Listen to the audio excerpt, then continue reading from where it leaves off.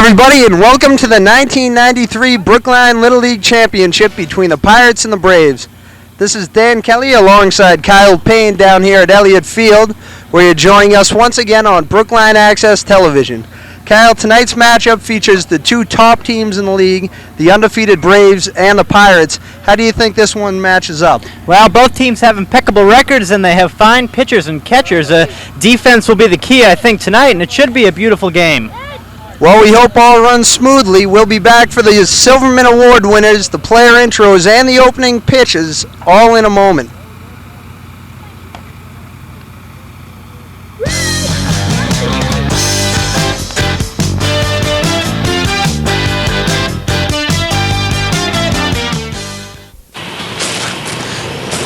Can you believe this thing? I knew we shouldn't let him drive. Yeah, you said ride with us. You've been drinking. Said he was okay.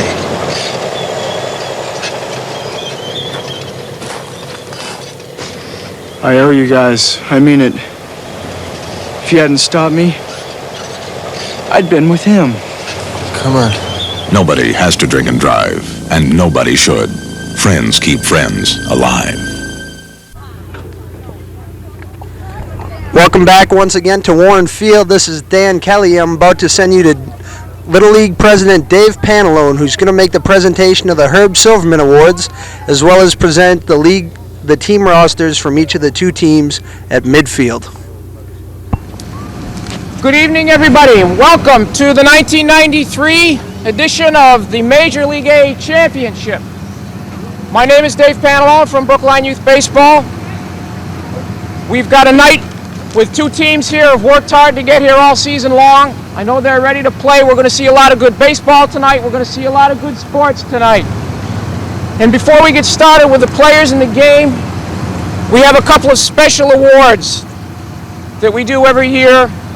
Speaking of good sports, these are two awards, one for the National League, one for the American League. These are for players who have special qualities that we want to honor and recognize. These awards are called the Silverman Awards. They're in honor of the late Herb Silverman, someone who was a supporter and a participant of Brookline Youth Baseball and many other things in Brookline. And it's in his honor that we give out these awards. I'd like to call out the coaches of the two players to receive these awards, so they can come out here with me and help give out the awards. I'd like to have Kevin Ing, coach of the Indians, and Barbara Ward, coach of the Braves. Come on out.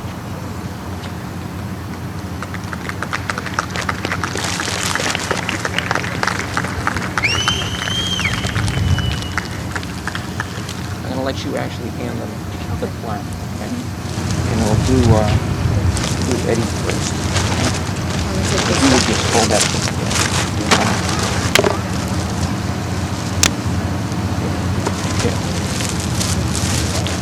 The first recipient for the American League from the Indians. I want to read the plaque first, okay, so that you all realize what this says. It says, for achievement of the highest ideals of the game of baseball, consistent with the principles and calculated and advanced by the late Herb Silverman during many years of devoted service for the betterment of Brookline Youth Baseball, for displaying superior tendencies of sportsmanship, teammanship, dedication, responsibility, respect, and intelligent baseball execution. Okay? So for the American League from the Indians, let's all give a hand for Eddie Chin. Eddie, come on out.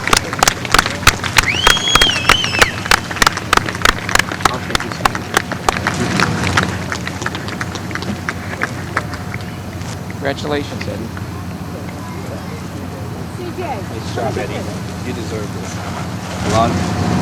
Smile to the camera. You can stay right here. No, you stay right here. Okay. Okay, and finally from the National League, the person getting this award, let's give him a hand, is Sean Guilfoyle of the Braves. Congratulations. Good job. Congratulations, Dad. Where's the paper? The book. Okay. Book in. Bring the book. The book? Run it in.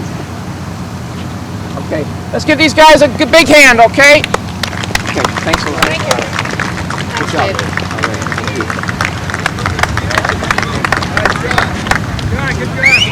Okay, we'll get this game underway. I'm going to announce the starting players and the lineup for the Braves and the Pirates. We'll start with the Pirates. Fellas, just come on out here and line up. Starting off, we've got at second base, Glenn Lemichev. Center field, Brooke Lloyd.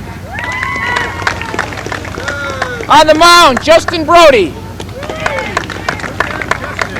Catching, Carlton Ashley. Shortstop, Joe Jackson. First base, Chris McHugh. Third base, Alex Cohn. Left field, Tom Lever. And a right field, Matt Merrill. The rest of the Pirates, we have John McHugh. Come on out. Josh Duger. C.J. Manning. And Wes Enix. Come on out, Wes. Wes? Okay, Cam Merrill. Yeah, come on out. That boy, Cam Merrill. All right, here we have the Pirates. Their competition tonight, the Braves. By the way, Joe Campagna, come on out for the coach of the Pirates, Joe Campagna. Okay, for the Braves, we have in center field, Dan Weinstein. Second base, Elise Fenton. Catching, Sean Guilfoy. Third base, Matt Tilden. First base, Fred Adenius. Pitching, Seth Burrows. Right field, Ned Campion. Shortstop, Danny Kanamori. And in left field, James Ward. The rest of the Braves players, we have Jerry Guthrie. Roland Evie. Adam Scott. And Brendan Ward.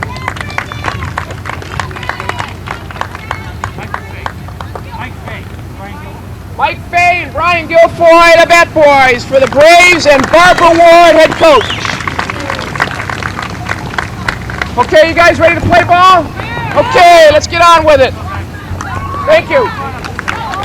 All right, great. Thanks to League President Dave Pantalone, and we'll be back with the opening pitch in just a moment.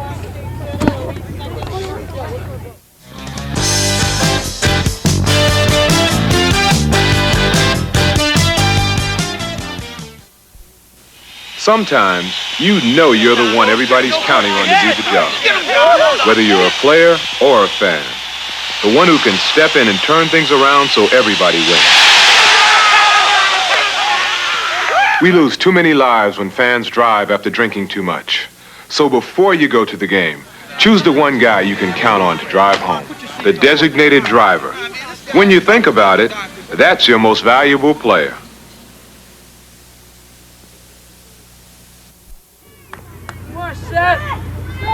Back here once again at Warren Field, this is Dan Kelly alongside Kyle Payne. The Pirates will be up first, and there you see batter Glenn Lemichev, the second baseman, today's ball game, facing Seth Burrows on the mound, the impressive right-handed fireballer from the Braves. Kyle, what do you think of Burrows so far this season? The one thing about Burrows that you notice is that he's the best pitcher in the league, undoubtedly. And what makes him good, is if you watch him right now, is the rotation that he uses with his legs makes him an excellent pitcher. He doesn't only use the strength of his upper body. to put the ball over, but he uses his legs too. And Got a 1-2 count there, and Glenn hits one. Nice catch over on the first base side. First baseman for the Braves, Fred Adenis, with a nice catch, and there's out number one. Adenis got decoyed by that play. He thought it was going towards the second base side, and at the last minute stopped and jumped over and made the catch. It was a nice piece of the ball by Lemishev, but it wasn't enough. And there you see Brooke Lloyd, the center fielder for the Pirates, number 2 hitter, batted leadoff for a lot of the season and was a member of this year's All-Star team from the NL. Indeed he was, and a fine job he did. Estimated about 425, There he hits one over to second base. Elise Fenton's there, and she throws on to Adenis, and there's the second out of the inning. Barbara Ward's been talking about it all year, how her defense has been the key this year. Last year she had the best hitting team, she estimates, and a shoddy defense, but this year her defense done it, and she says that it's her second base and shortstop. Second base is Elise Fenton, and shortstop Danny Connemari. They've been doing it all year. This brings up Justin Brody, the pitcher for the Pirates in today's ball game. There, you get a good shot of him. Number 9. Justin's 8-1 this year pitching. He's got 3 hits. Hits one right back to Burrows, and Burrows will throw on to Adenis. So a busy inning for the first baseman and a quick one for the pitcher, Seth Burrows. After 1/2 an inning, we have no score.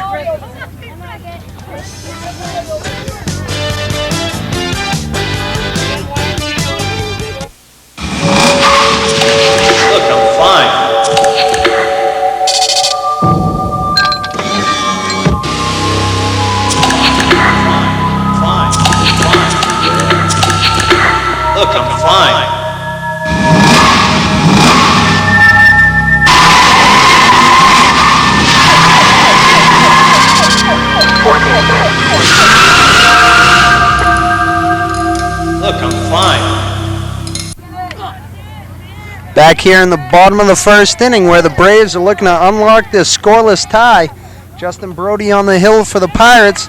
And the first batter he'll face is Daniel Weinstein, the center fielder in today's ball game.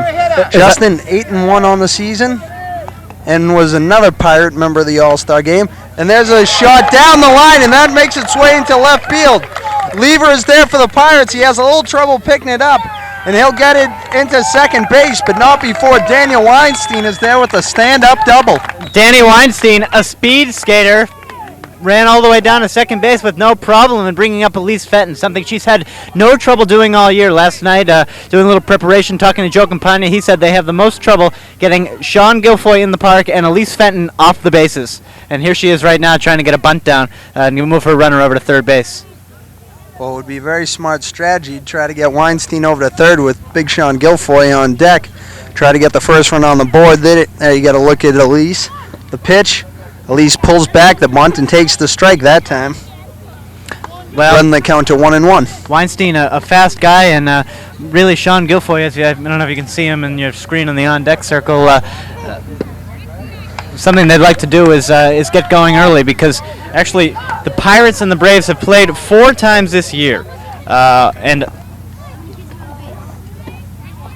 all of the losses that the Pirates have had have come to the Braves in the regular season. On May 4th, they lost 4-2.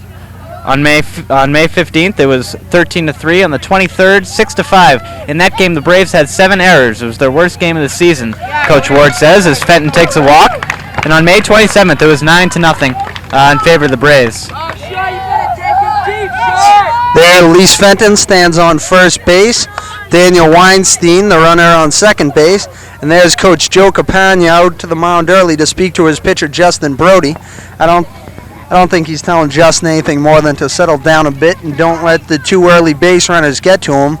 And I think with the big man up for the Braves, it's going to be tough for Brody not to be a little nervous. This is the championship game, and he does have to face one. Sean Guilfoyle, owner of 17 home runs this season, and easily the most feared slugger in the league.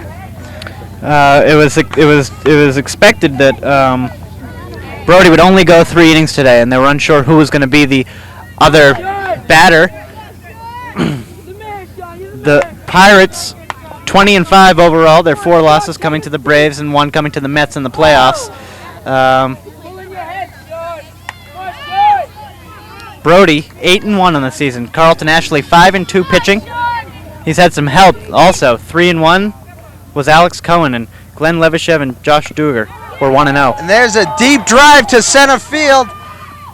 Oh, and a fabulous catch out there by Brooke Lloyd. Brooke sends it into second base. Weinstein will be able to tag up and move to third. Fenton stays at first, and Guilfoyle comes within inches of putting this ball game the Braves' favorite 3-0. That one was close to the fences. A beautiful play by Brooke Lloyd, though, to get over to his left and make that catch. Elise Fenton had a nice lead going off to second base, but couldn't do it. She was afraid she might get tagged out if she went, but Danny Weinstein sped down the line in a scurry. Now he's on third, and runners are on the corners. Talked about solid defense from Barbara Ward's team. Joe Campagna's team showing that they can slap around the leather a little themselves up there. Yep. Brody's offering. The batter now is Matt Tilden, the third baseman in today's ball game. These are easily the 2 best teams in the major leagues at this time. The Braves were 23-0 overall this season, and the Pirates 20-5. Together, that's a 43-5 combined record, and that's just amazing to think that these 2 teams that are playing here in the finals won most of the games this year. As home plate umpire Chris Jordan takes time to brush off the plate, and there you see Justin Brody ready to pitch. The pitch to Tilden is taken for a strike. Count now is 3-1. He was taken all the way on that one. Brody's 3-1 delivery. And that's taken low and outside for ball 4. So the Braves have loaded the bases early. And surprisingly enough, the one man that the Pirates have retired is Sean Guilfoyle, the number 1 slugger. Well, what's amazing is that they've, for a bunch of 11 and 12-year-olds, they've been very patient batters and runners, and that's why they have the bases loaded here today, as that one comes right back to us. And a nice catch in the stands by Milt Weinstein, Danny's father, is Danny over on third base, hoping to score first blood for the Braves. The batter is Fred Adinas, the busy first baseman who had 3 putouts in the first inning. As I mentioned, Fred's playing first base in today's ball game, up there with the bases loaded situation against Brody.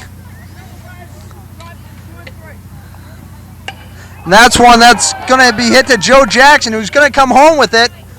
It's 1 up, and that's going to get it. I believe the ball's out of play. It gets him back on the Pirates bench.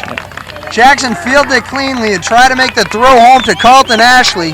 The throw 1 hopped in front of Ashley, enabling Weinstein to score, and Fenton came all the way around second to score. Now they have Matt Tilden on third base, and Adinas, who hit the ground ball to short, is now on second base on the fielder's choice. Well, Fenton and Weinstein surely strutted their stuff there. Weinstein barreling over Carlton Ashley and getting hit by the ball and forcing it out of play, and Fenton speeding home with the speed of lightning. As Seth smack, trying to help his own cause and knock out McHugh at first base. Seth Burrows, the pitcher for the Braves, is the batter now.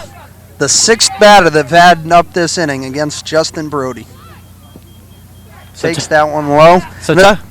Go ahead, Kyle. So talk about a game that has all the drama. This is the making of a beautiful game. The Pirates defending 6 out of 7 years of the champions in the last 3 years under the helm of Joe Campagna, as Burrows goes for a bunt.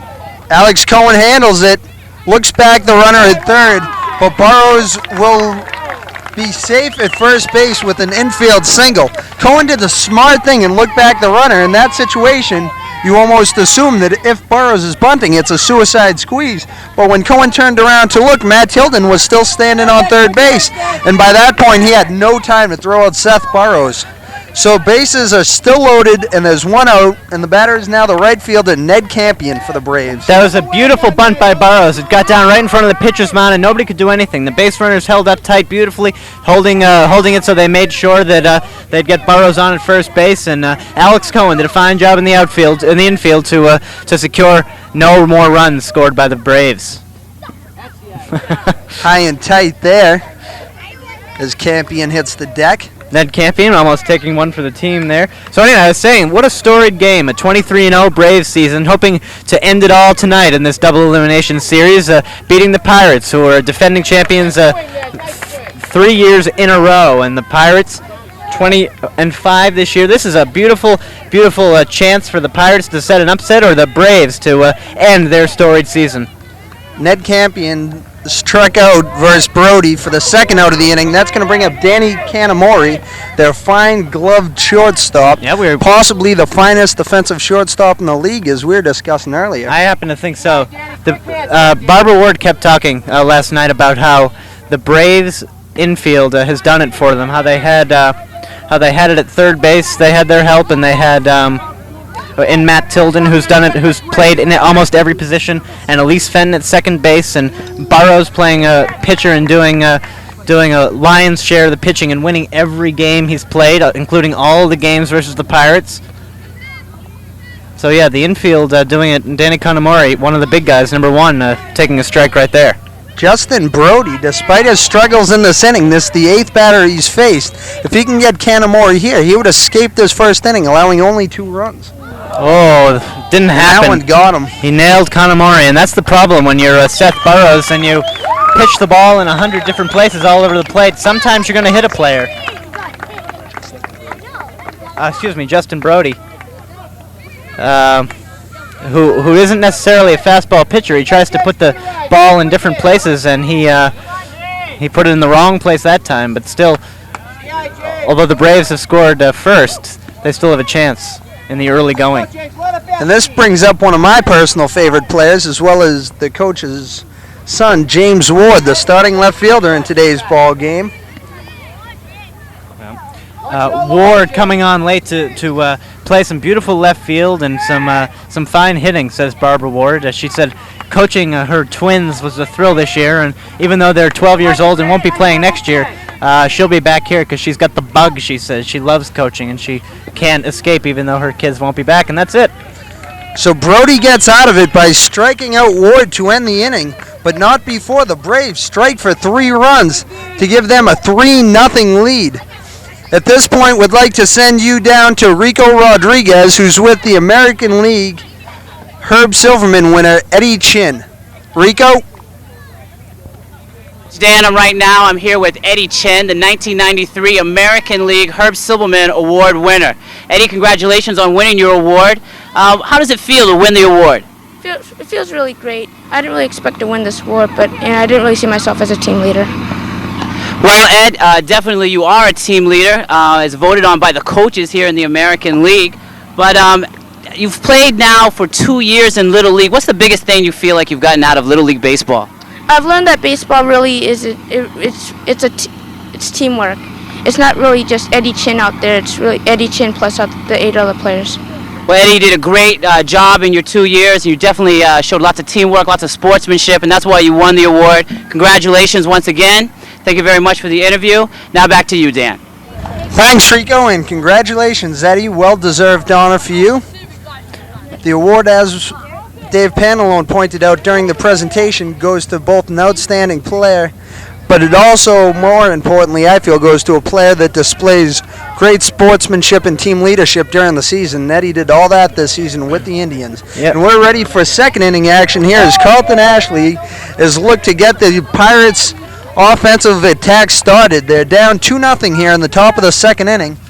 But if anyone can turn it around, it's this man, Carlton Ashley, their most explosive hitter, batting in the cleanup spot. Well, Chris Jordan calls times, and apparently Seth Burrows is a little confused as Barbara Ward comes out and there's a meeting at home plate. This gives us a little time to talk about some of these excellent players that we were talking about. Eddie Chin just accepting the Herb Silverman Award as we saw Rico's interview. But Carlton Ashley, Joe Campagna, the coach of the Pirates, has no problem telling you that Carlton Ashley is the second best player, undoubtedly, in this league, in the National League, and he's done a lot this year. He's had 4 home runs, a potential of putting it out of the park every time, and he's been killing the ball. Joe says he hit well over 500 in the regular season, and 800. He's been smashing the ball this year in the playoffs, and well, the Orioles coach with the Orioles team, which I am an assistant coach on, had a run across the Pirates, and Carlton hit a home run versus us, as did Justin Brody. So I can attest to his power, that's for sure. But we're not sure what the delay was, but in any case, we're back here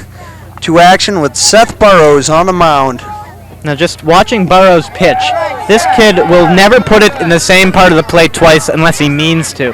He puts it in every section of the plate. It's a curveball, a slider. He has a fastball. He knows how to pitch. Barbara Ward thinks there's some real potential for the future, and that's not something you hear much in this league. I've just been told by Rico Rodriguez that they were discussing that he pitches in a style that it could be considered a balk when he's pitching. I'm not sure as to how that could happen since there's no leading in Little League and no one was on base to start with, but in any case, that's what the talk was about. But Carlton Ashley is the Pirates' first base runner as he draws the walk. Right. Well, Burrows, I think in that instance, I don't know if there had been any other instances, but watching that pitch, Burrows sort of hesitated and looked over at third base and lifted up his back foot, and that is a balk. No matter that what. one gets by Guilfoyle, and Carlton will go down to second base. So they have a runner in scoring position with the shortstop, Joe Jackson, up. In the open, Dan, we were talking about this is a game of pitchers and catchers, and we have Burrows going against Brody, 11-0 versus 8-1, and two catchers, Ashley versus Guilfoyle. Probably four of the best position players in the National League, wouldn't you say? Oh, there's easily no argument to be had about it. I'd say power-wise, Sean Guilfoyle easily outdistances anybody in this league. But defensively, I'd say Carlton Ashley is as good of a catcher as you'll find anywhere. I think so too, and there's a walk. There's the second walk of the inning as Joe Jackson trots down to first base, and quickly the Pirates have two runners on base. So down by 3, they get their two lead runners on base, and that brings up Chris McHugh, the big first baseman from the Pirates. We haven't really seen much infield work here for the Braves infield in the second inning, but McHugh hits one down to Elise Fenton at second base. Elise throws him out at first base onto Adenas, but Chris McHugh did his job, got the ball in play, and that enabled both Ashley and Joe Jackson to move ahead of base, and now the Pirates have two runners in scoring position with their third baseman Alex Cohen up. And talking to Joe Capagna, he is as happy with Alex Cohen as he has been with any of his players this season. Yeah, he has. Alex Cohen has hit in the 400s, I think. He's done a good job. He's a very coachable kid. He can put him in a lot of positions, and he's done a lot of good things for this team. And that Cohen hits one a little too far behind it, and that's going to be fouled down the line. Something you don't notice very much in the early going or in the middle of the game is cheering it up in the field. And I don't know if you can hear the Braves, but I see Elise Fenton and Danny Connemore out there screaming for Seth Burrows. Seth Burrows is ready to deliver to Alex Cohen. Alex with another nice swing, but the heat was too much to take, and Burrows retires his second batter in a row. So after the two walks, apparently Seth has settled down a little and retired the next two batters in order, bringing up the left fielder Tom Lever of the Pirates. Tom Lever, pride of Baker School, left field. He's really come on to play a lot this season. And that's something you got to love about the end of the season, is that some of these batters who really aren't doing too well in the early going really come on to play some good defense and offense. And there, he lines one down to first base, but Fred Adenas is right there and snags another. Adenas has been nothing short of stellar down at first base this game and ends any hope of a Pirate threat. So the Pirates get their first two runners on base but fail to score. And after an inning and a half, the Braves hold on to their lead 3-0.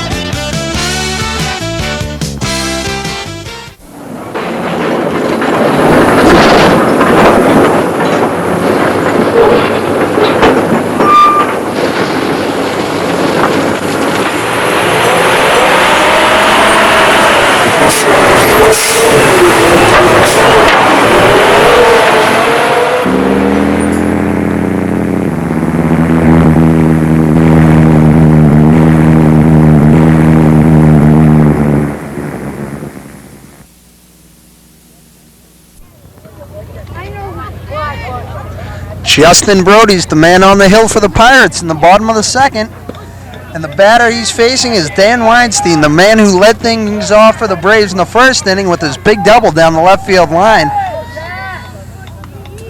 Dan fouls that one back to bring the count to 1-1. I've noticed that the Pirates have third baseman Alex Cohen moved about 3 steps over to guard against that.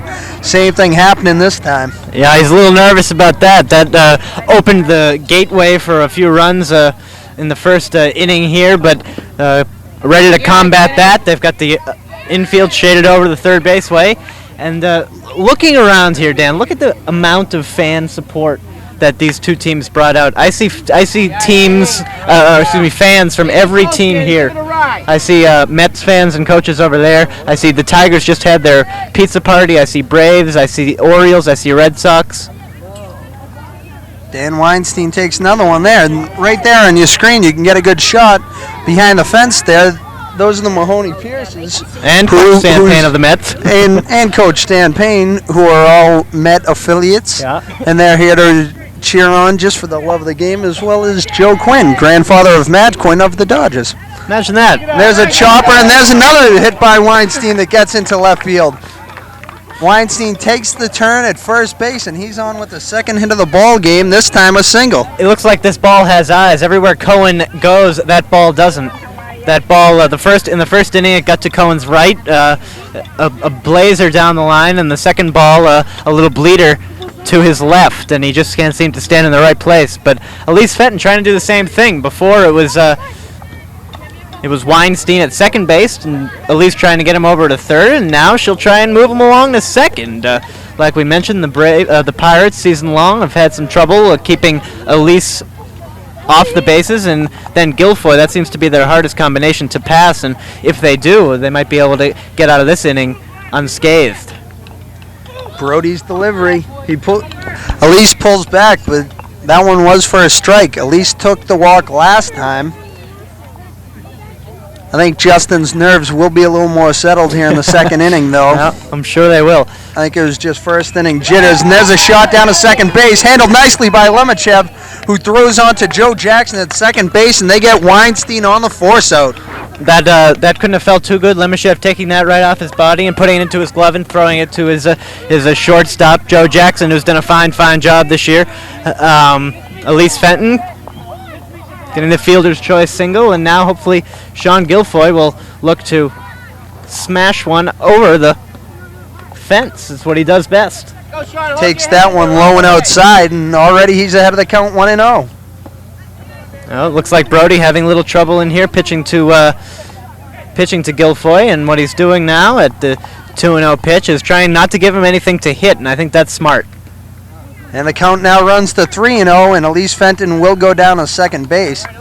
But the way they're pitching around Guilfoyle, I have a feeling she would have been there in another pitch regardless. I have no problem believing that either. Barbara Ward talking last night saying that Elise Fenton, one of the fastest players in the league. And again, she's the only girl that's going up for us, doesn't it? Carlton Ashley gives it a good chase, and he makes a nice catch on a ball that many catchers would have given up on.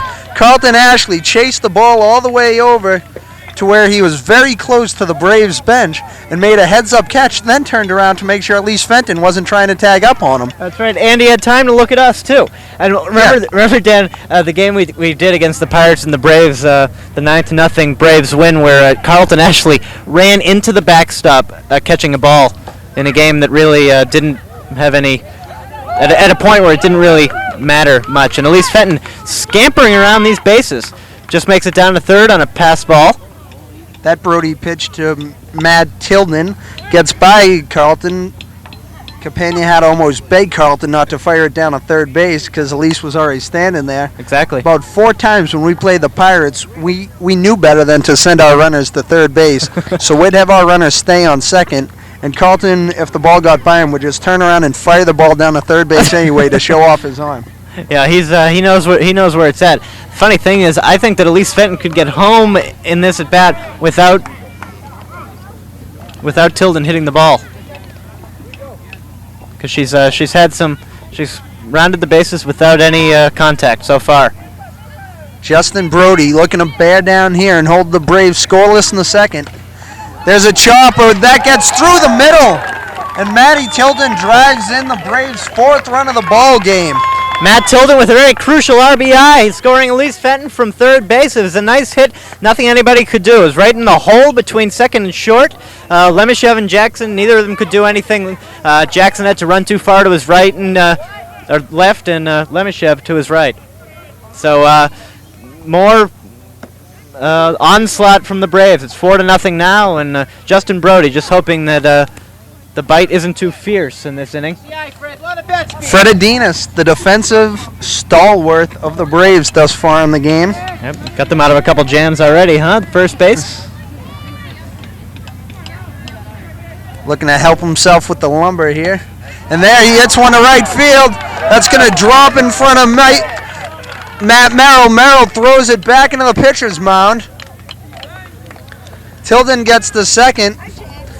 And Fred Adinas, who has played fantastic at first base, has now contributed reaching base for the second time with his first hit. It was a nice play by Merrill to hold that ball from getting extra bases. As Burrows. And there's going to be a throw there. Oh. The throw gets by him. Good backup by Tom Lever. He can't decide whether to go or not. Matt Tilden could not decide whether to go or not. I think we know what Barbara Ward apparently wanted him to go, and he had no idea because as he was looking back, he saw that Lever had the ball well in front of him, and he decided to make up his own mind and not to go, and he's hearing it right now from Barbara Ward, who's beside herself. In any case, that was great hustle and backup by Tom Lever out there in left field. That cannot go unnoticed, the way these players are backing up each other. And that, I believe, is good coaching on behalf of Coach Capania and the Pirates, as was staying in front of the ball, as you mentioned earlier. Lemichev, you said that can't feel too good, him getting the ball hit in the stomach, but I think he would have felt a lot worse had he ducked out of the way of the ball and let it go through for a single and then had to feel the wrath of Capania on the sideline. That's true. Brody just misses outside there. Something that's undoubtedly true is when Fenton was trying to bunt earlier in the game, you'd see the shuffling of the Braves infield and outfield. Lever would come in and play third, and everybody would shift around, and Cohen would... That one's down to Lemichev, handles that one with his body as well, and has time to flip on to Chris McHugh. And once again, the Pirates managed to find a way out of it, despite the Braves leaving two people in scoring position. But the Braves do, however, score one run to add to their 3-0 lead. The score at the end of two complete innings is now Braves 4 and Pirates nothing.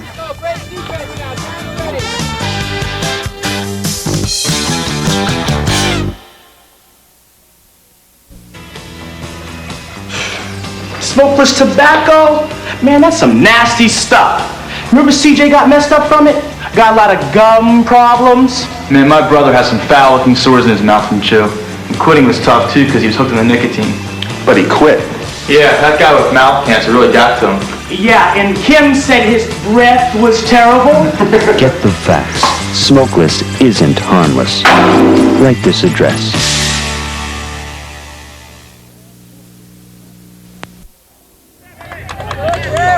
We're all set here in the top of the third inning where the Pirates are looking to break out and catch up to the Braves, who now enjoy a 4-0 advantage. The batter for the Pirates is Matt Merrill, who made a nice defensive stop in the bottom of the second inning. Now looking to do something with his bat. Matt's brother Cam is the bat boy for the Pirates. And Cam is also an excellent basketball player. I saw him shooting over there with his dad the other day when I was playing basketball. In this double elimination series, the Pirates have already lost one, and the Braves, of course, undefeated. Versus the Indians, the Pirates won 8-0. The only loss of this elimination series, as a strike is called, and at the end of the at bat for Merrill, I was saying the Mets won 10-4. The Orioles were the prey of the Pirates, 9-3, and the Tigers also 6-5. And then there was a 20-hit barrage of the Mets. 14-6, the Pirates won, and here we are today. So Burroughs Case Merrill to start the inning is now facing Glenn Lemichev, the second baseman, who in his first at bat popped out to Fred Adinas, who made a brilliant play to make the out. Freddie Adinas definitely doing a good job, and Lemichev obviously taking a couple lumps down there at second base. Lemichev has made at least 2 nice stops that I remember. Yeah. Down at second base, where he just gets his body in front of it, and that's sound fundamental baseball, and that's what you really look for in your players. Dan, in the games we've broadcasted where Burroughs has been pitching, there's hardly been a time where he hasn't been in control. And there, Glenn Lemachev gets on base. Sorry about that, Seth. Anyway. And that's going to bring up Brooke Lloyd, who grounded out to Elise Fenton in his first at-bat. Nice cut there. Just barely got under that one. Something I like about Burroughs is that he works hard out there on the mound. He's always focused. He's a really hard worker, and he always gives the batters stuff to swing at. Like Guilfoyle pitches for the Braves, and he's had a fine season on the mound, 7-0 I think, or 8-0, and he's just a fastball pitcher, same spot, overbearing. But Burroughs, and that's nothing to take away. But Burroughs puts it in 100 different places on the plate and gives them many different things to swing at, except for that one. Brooke Lloyd has had a fine at-bat, taking 2 nice hacks up there, then taking that one. Looking for something he likes here. And you were saying Seth appears in control during all points of the game, as there you see him take the offering low. And I think that's a lot easier to do when you know you have a strong defense and back you, and also when your team's scoring so many runs every game. It's a lot easier to stay loose on the mound. Yep. And there Brooke Lloyd takes another one low, and now we have a full count. So there's 1 man on and 1 man out for the Pirates here in the top of the 3rd inning, looking to cut into the Braves' 4-0 advantage. And there Brooke Lloyd takes that one for ball 4. And the Pirates have 2 base runners on with the meat of the order, Justin Brody, coming up here. Just in case it needs explanation, if the Braves win this game, they're the town champions. If the Pirates win this game, they're back here Wednesday night to finish it off and play the best of elimination to see who the town champion is. And right now it's Seth Burroughs who's trying to hold these 2 runners from scoring. Fine explanation, Kyle, in case some of our viewers are wondering why 2 National League teams are playing for the championship. They now have an 8-team tournament in which all 8 teams, 4 from the American League, 4 from the National League, are seeded according to record, and then it's a double elimination tournament. Regardless of league, all teams play each other, and these are the 2 survivors of the tournament, and both happen to be NL, so here we are. And there, a nice play by Matt Tilden, who handled the grounder off the bat of Brody and sprinted himself to third base to get the force out. So an unassisted force out at third base by Matty Tilden. Tilden with some hustle. He's really played everywhere he could. He's really spread his time between catcher when Sean Guilfoyle pitches in at third base. He's also pitched.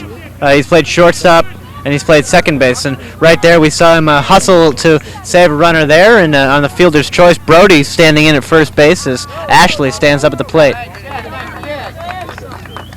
The count is 1-1 against Carlton Ashley, and I'd like to see what Carlton can do this time. He walked in his first bat, but that was to lead off the second with no one on base. Now with the chance to drive in a few runners. Well, that ball almost hitting a child and his father back a ways. I got to tell you, Kyle, I pitched batting practice when the Orioles were playing the Braves, and I was honestly scared for my life out there with Guilfoyle nailing them up the middle. So, yeah, well, I'm sure. He's a powerful prospect, but as I was mentioning, the Braves, this is their chance to do it. A 23-0 season. They've got a team of pretty much 9 12-year-olds. A chopper down to Tilden. Tilden will try to tag third again, but there's no play.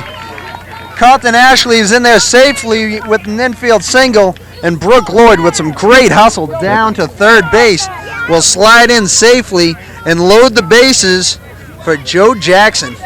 Unfortunately for Tilden, Lloyd was just far too speedy, and Kanamori couldn't get over to cover, and Tilden couldn't run, and now there's a big threat in this game. This could be a whole new ball game if the Braves capitalize if the Pirates capitalize on their bases loaded threat. But as I was mentioning, the Braves returning next year only have 4 players: Ned Campion, Danny Kanamori, Roland Devey, and Adam Scott. Not much of a nucleus. 2 down and the bases loaded with Joe Jackson, the number 5 hitter of the Pirates, up against Seth Burroughs. Takes that one high, and the count is 1-2.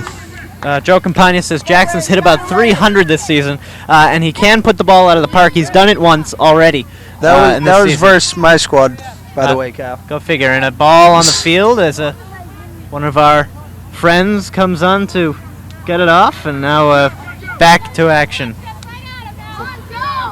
The 1-2 pitch to Jackson. He chops that one up the middle, and there is Danny Canamori, showing why the Braves are considered the finest defensive team in the league and the finest all-around team in the league for that matter. Handling the play and tagging him out himself at second base to end the bases-loaded threat. So the Pirates once again fail to score here in the top of the third inning, and the Braves still hold on comfortably to a 4-0 lead. Well, we have a moment here. Would like to once again go to Rico Rodriguez, who's here with our National League Herb Silverman Award winner, Sean Guilfoyle of the Braves. Rico. With Sean Guilfoyle of the Braves, the 1993 National League Herb Silverman Award winner. Sean, how does it feel to win this award? It feels great. I didn't think that I was going to win it at first, but then when I started getting a better batting average, I got better feeling that I was going to win. That's great. This is your second or third year playing here? This is my third year playing. Third year. What do you plan after this year as far as baseball? I plan to go to the Ponies. The Ponies? Will you be a National League team there? I could be National or American. Or American League. What does it mean to you to win the award? It means that I was just a good all-around player this year, and I did good in the field and that hitting, and that's all. That's good. You did an excellent job. You were an excellent player this year, definitely, Sean. One last question is, in the 3 years, what do you think you learned the most about, what did Little League give to you in these 3 years? Little League gave me a better eye on batting and a better way to stay off of the streets and off of drugs. Well, Sean, congratulations on winning the award. You definitely deserved it. Have a great year next year in the Ponies, okay? Now back to you, Dan. Thank you, Rico, and once again, congratulations to Sean Guilfoyle, our 1993 National League Herb Silverman Award winner. There you get a nice view of the fans on the third base line. Those are the Pirates fans. We're alongside the first base line. There you see Coach Campagna trying to think of some strategy to get his team out of this 4-0 funk that they're currently in. You absolutely got to wonder what the Pirates have to do to score. That play right there that we just saw, Canamori standing at second base, just put his glove up, the ball carried right into it, he walked and touched the ball, and the sad part, or the great part, is that at least Fenton would have been right there if he couldn't have done it. So again, that Canamori combination with Fenton at second base and Tilden at third and Adenius at first, ouch. And Justin Brody has hit Ned Campion. Second hits batsman of the game. He hit Canamori early in the game, and now Ned Campion, the right fielder, is his victim, and that's going to sting a little bit. But while we have a moment here, I'd like to say hi to Ned's brother Peter. As you mentioned, the Pirates have won 6 out of the last 7 championships, and 6 out of the last 7 Roland Evy's coming in. Roland Evy's coming in for Ned Campion.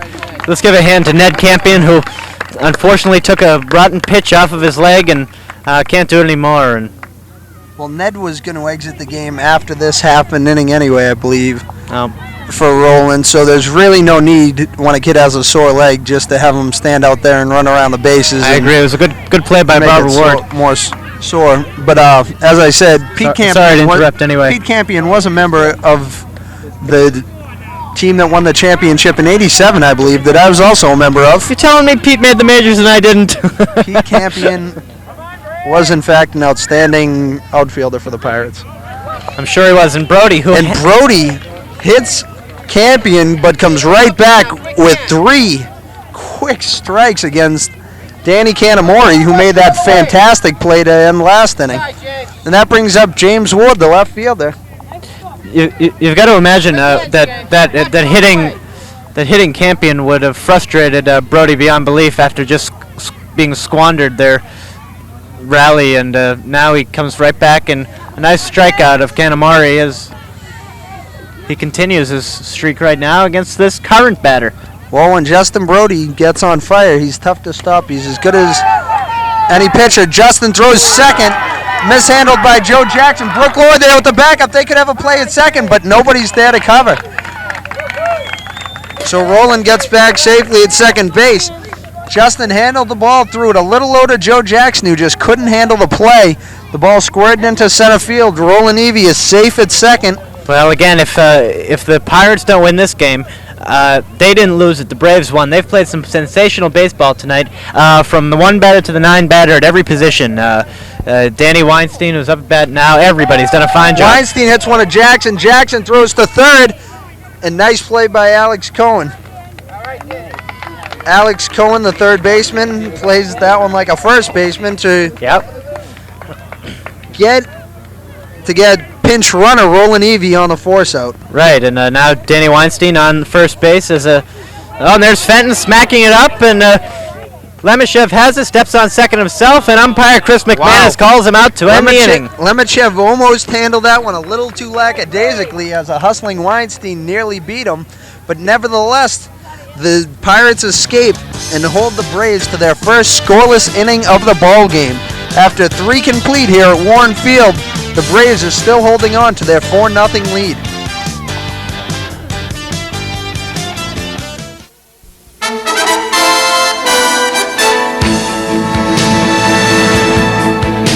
Watch school policies being formed and discussed as Brookline Access Television brings the Brookline School Committee meetings to your home. All the news and information surrounding Brookline's school system begins here. Check Channel 3 for school committee cablecasting dates and scheduling information. Brookline Access Television, we're bringing Brookline home.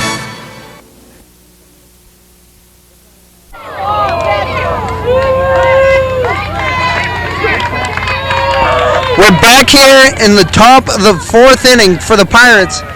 We've just missed Chris McHugh, who has recorded the Pirates' first hit of the ball game on an infield single, and followed quickly by Alex Cohen, who tried to lay down a bunt, but Sean Guilfoyle is too quick for that and handles the pop-up easily.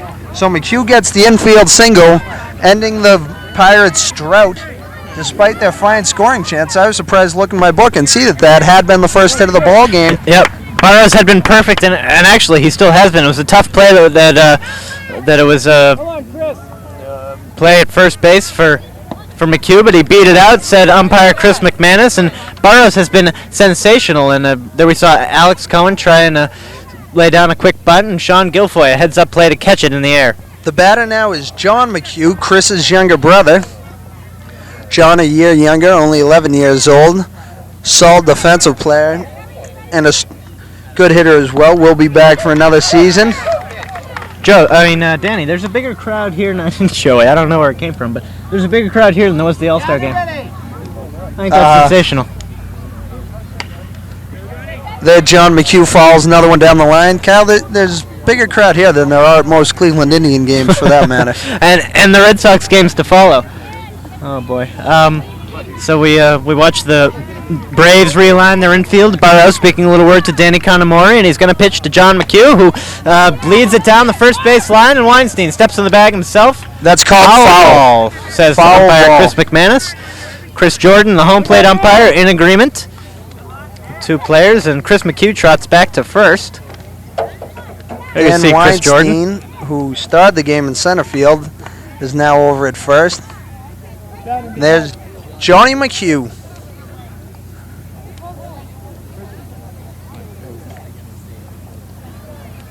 A player I tremendously enjoy. John has as well as his brother, has a real good attitude. I saw him down here at the ball game the other night.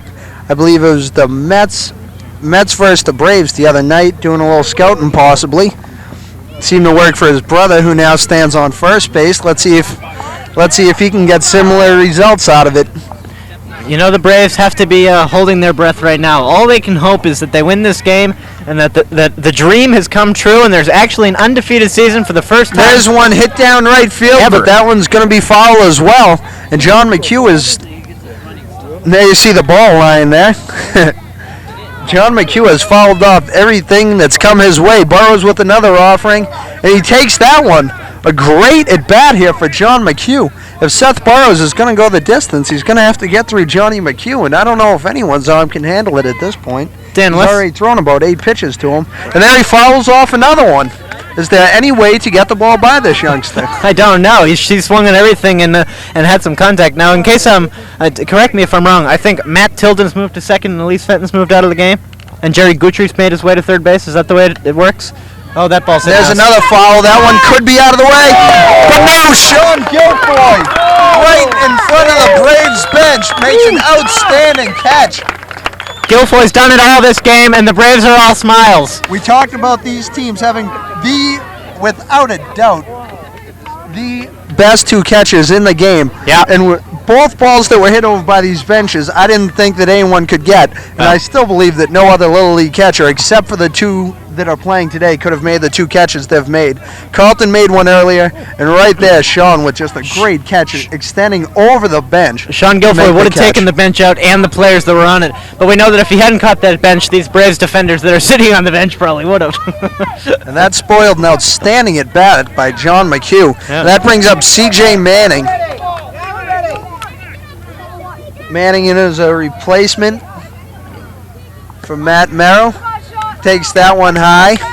Matt Merrill played a nice game in left field, stopping a few balls and preventing in right field and preventing runs. Excuse me. Takes that one for a strike, and Seth smiles a little there. He almost needs to aim the ball in here. Not the biggest strike zone in the league with C.J. Manning up at the plate. Seth is a tall kid who is having a little trouble. That one pitched over his head, and C.J.'s taking his base. There are runners on, and again, Seth Burrows is going to have to work a little of this 23-0 Braves magic. 11-0 on the season, Dan.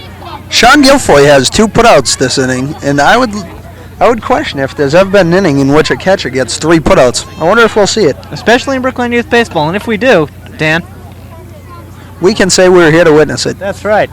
As well as a capacity crowd here at what we will call Warren Field. Glenn, it hurts, doesn't it, Dan? it hurts me to call it Warren Field. We all know it's Elliott Field. Yeah, I don't know why we keep They're not fooling anyone. In all due respects to Frank Warren, you're not fooling anyone. The batter is Glenn Lemachev, who has reached base in one of his 2 at-bats. Walked in the 3rd inning against Burrows, and looking to get on here again with 2 on and 2 out in the 4th inning. And Burrows missing right there as we see 2 men on, and Burrows having to pitch some over the plate to make sure that things don't go astray here and that the Pirates don't crawl back into it. There's a shot, and that gets by the 3rd baseman, Jerry Guthrie, and there's going to be at the plate, and it hit. The ball hits Chris McHugh. A great throw by Brendan Ward, a fabulous throw that was going right on line, actually hit Chris McHugh on his way home. Yeah, you won't see that much as Chris McHugh shakes that off, and as soon as that happened, umpire Chris Jordan called time and made sure that all the runners, as we see runners at the corners, Seth Burrows allowing his first run, and the Pirates hoping to crawl back right into it.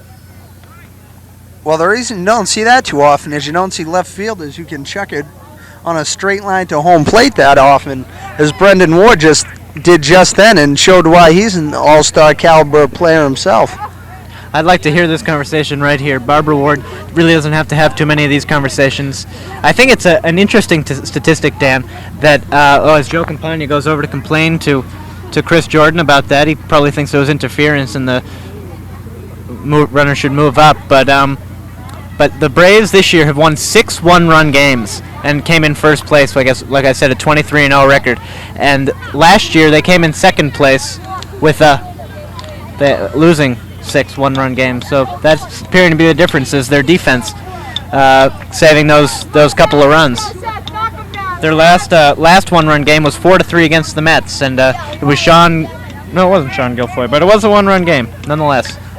Well, we're ready for action once again here, and that's Josh Duger, I believe, replacing Brooke Lloyd. Josh Duger, who also is an outstanding hockey player, I'm told from my brother. Really? His hockey coach. Didn't know that. His mom's in attendance, 5th grade teacher at Baker School, Elaine Duger.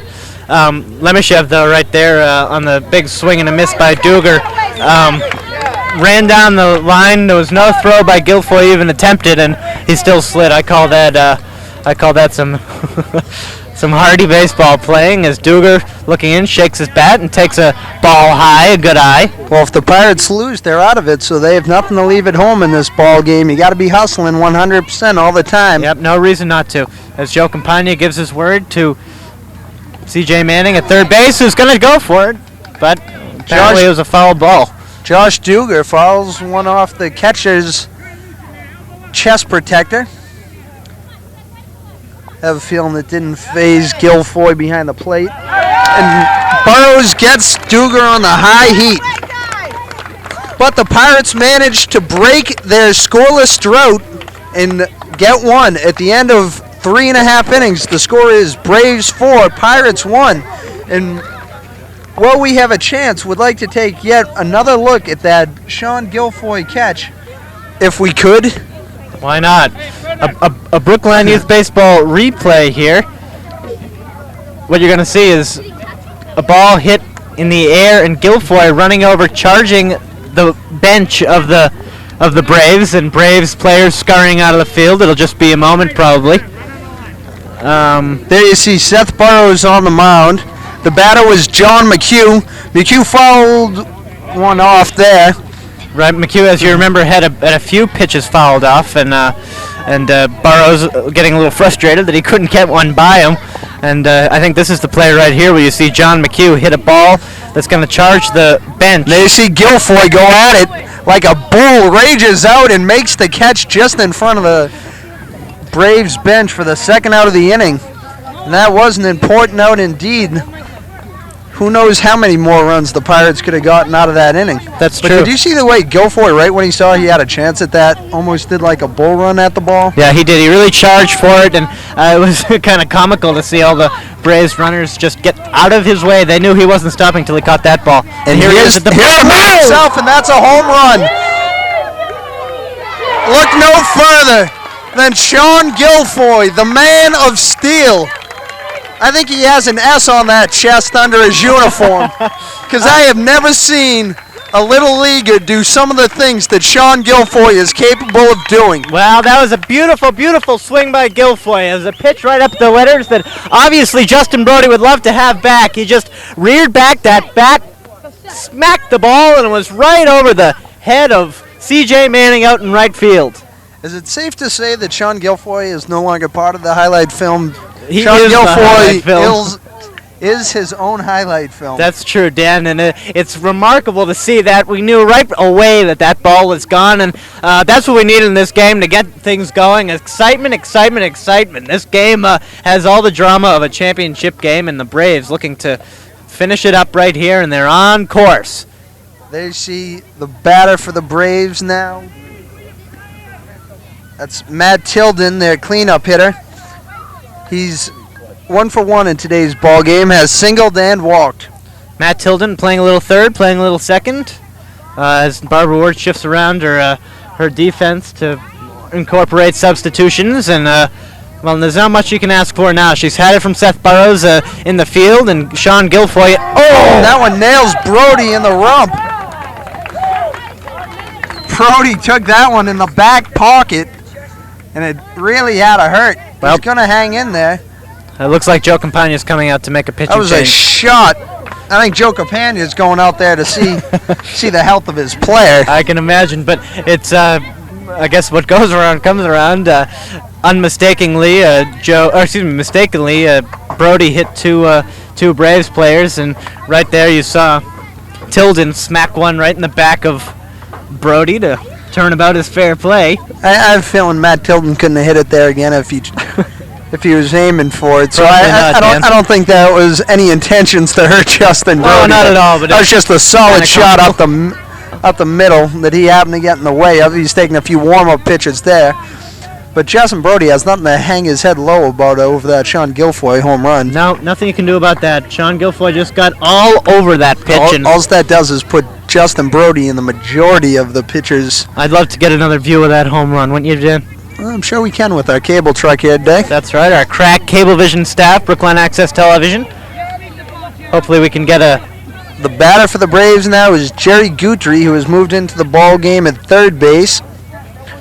Runner on first and no outs, and Matt Tilden will move on to second on a pass ball.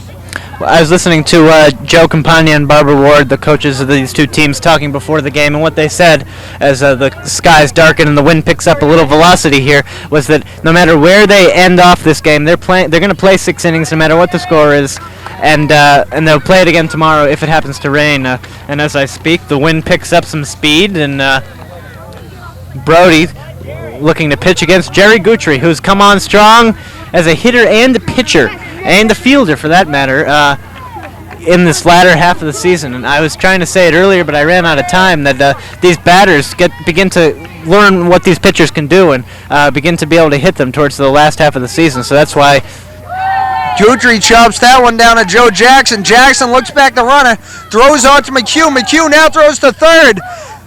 Nice play there. Joe Jackson looked back the runner, threw on to first base to retire Guthrie for 1 out. Chris McHugh then turned around, fired over to Alex Cohn at third base, and they just barely missed Matt Tilden by a hair, but Chris Jordan was all over that call, and I believe it was a good one down there at third base. Home plate umpire Chris McManus making the delayed call there, deciding whether or not... No, Chris McManus is the base umpire. Excuse me. Making the call, the delayed call at first base on Guthrie's status, and then made the call at third was Chris Jordan, and here he comes home. Ashley can't do anything, and Tilden scores as Brody is too late coming home, and there's nothing he can do. Tilden was just firing down the third baseline, unbeknownst to everyone, including the batter Seth Burrows. Seth looking to help himself out here, has singled once in the ball game and has grounded out as well. As this game gets reachably more out of reach for these Pirates, the crowd definitely doesn't quiet down, does it? Well, the crowd has had the same enthusiasm from the first pitch of the ball game. I agree. And that's the important thing. Got to get a lot of crowd support out here. You got Bat Boy Cam Merrill of the Pirates next to us, showing his support for the squad, even though he's on enemy territory. That's right, an excited young lad right now, and we have quite a crowd around us looking at this Brookline Access Television broadcast. Looking on the field at some of the notables, we see high school athlete Taryn Ashley, this year's South Sectional Tennis individual champion. The batter, Adam Scott, Seth Burrows draws the walk. Brody walking Burrows, pitcher on pitcher. And that's going to bring up Roland Evie. Roland Evie came into this game as a pinch runner for, was it Danny Conamori? For Ned Campion, after Campion was hit by a pitch in the third inning. That's right. That was a tough pitch to take, too. Just nailed him. High-speed pitch. Hope he's okay.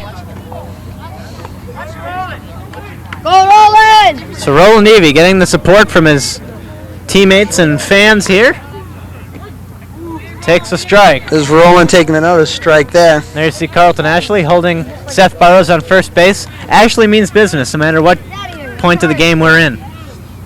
And Evie looking like he's going to swing, and he does. And there's a drops in front of John McHugh. McHugh fires to his brother at first, but not in time, and Roland Evie's in there with a single. A heads-up play by John McHugh in right field to stop that ball and then to throw it to first base because... you got to throw to his big bro. Yeah, that's right, no matter what. But Roland Evie taking his time running down the baseline, thought he had a single, and not always the case. Never really get to see that, but that would have been something else.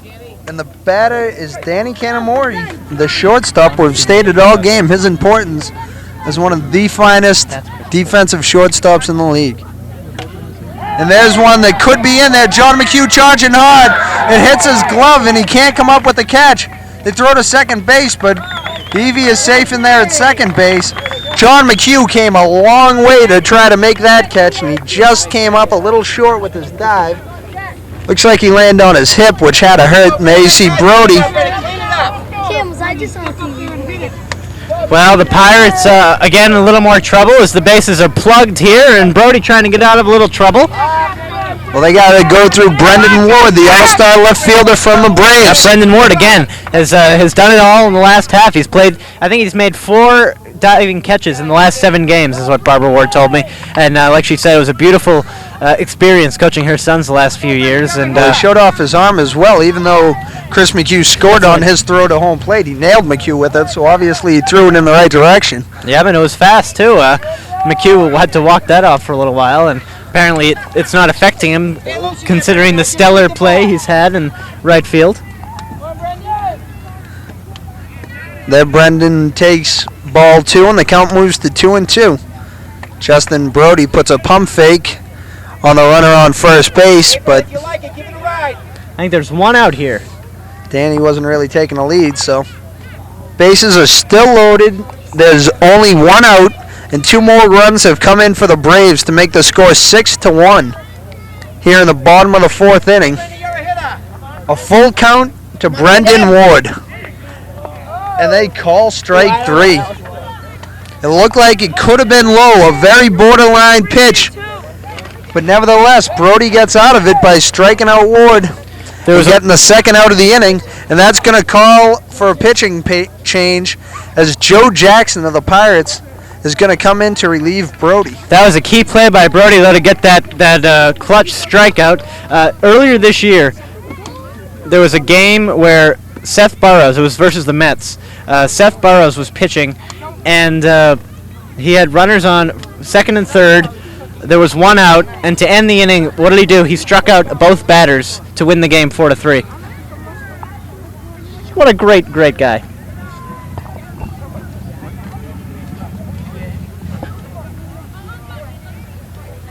There you see number 14, Joe Jackson of the Pirates, warming up. Trying to hold this Braves scoring attack. They got 2 runs this inning, and there are 2 outs.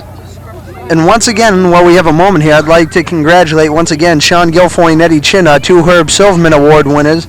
As I said, the awards go to sportsmanship and aforementioned. That's right, Herb Silverman. Goodwill things. Barbara Ward described it best when she said it was to the person that's come up through the ranks and contributed the most with demeanor, work ethic, spirit, and demonstrating through example. And she said that Sean Guilfoyle, her boy, is a humble guy that never flaunts it, a great sport, and like an assistant coach. When she's not here, he does batting practice for the team, and she says that most of the Braves teammates look up to him. Well, I think they literally have to look up to him. Yeah, that's right. He's a big kid. Dan Weinstein, the batter. It's really been fun watching these 2 teams and all the teams in Brookline Youth Baseball this year. All the fans and these boys and girls have been playing, and it's always been exciting, no matter what the score and what's been going on. I have to say, Dan, that it's been quite a season, and it's a high-filled excitement whenever any 2 teams play in Brookline Youth Baseball, and as far as I'm concerned, this is what it's all about. A story behind the story with the Braves looking to win the championship tonight after an undefeated season, and I don't know what else could be better. Except, I think anytime you win the championship, it's a great feeling, Kyle. I agree, Dan. Having won it twice myself, I should be an expert on such topics. You should, Dan. As if I haven't mentioned that before to you on our broadcast. You have, Dan. And actually, I've never won a championship of any sort, and I take a very much pleasure in watching these Braves do it. For I've been watching them all season as Danny Weinstein's walk brings in Seth Burroughs, and the bases are still plugged as the Braves further producing here tonight. The batter is Adam Scott, and this is a big out for Joe Jackson. If Scott should reach base, Sean Guilfoyle will be up for the 2nd time in this inning. He already homered once this inning, so we know what he can do. Big swing by Adam Scott there. He's going for the fences like Sean Guilfoyle did earlier. If you ever want to come over and just look at my trophies or something, you're more than welcome. I mean, you can't touch them or anything, but you're more than welcome to just look. Thanks, Dan. And that's Carlton Ashley with a nice throw down to first base. Base coach Chris McManus on the other side of the field had his safe arms out really quickly and don't think he looked at that play very hard. It was a close play by Roland Ashley. Evie goes halfway, then changes his mind.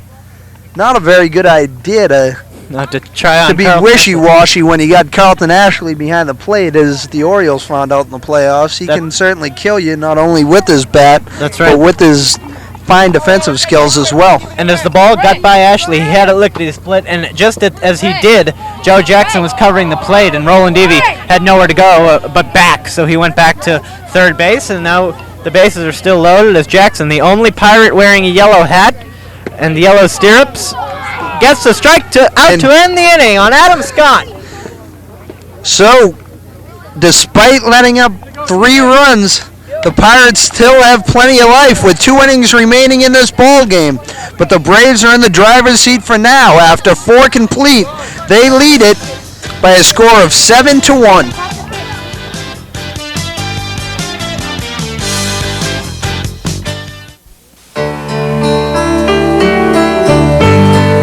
He loved to be out here in the open, climbing the hills, roaming the fields. The outdoors was his life. He loved the freedom of it all. But the freedom's gone. One mistake changed everything. He was a drinking driver. Drinking and driving can be the mistake of your life. 5th inning. What do you mean interview you? What am I going to say?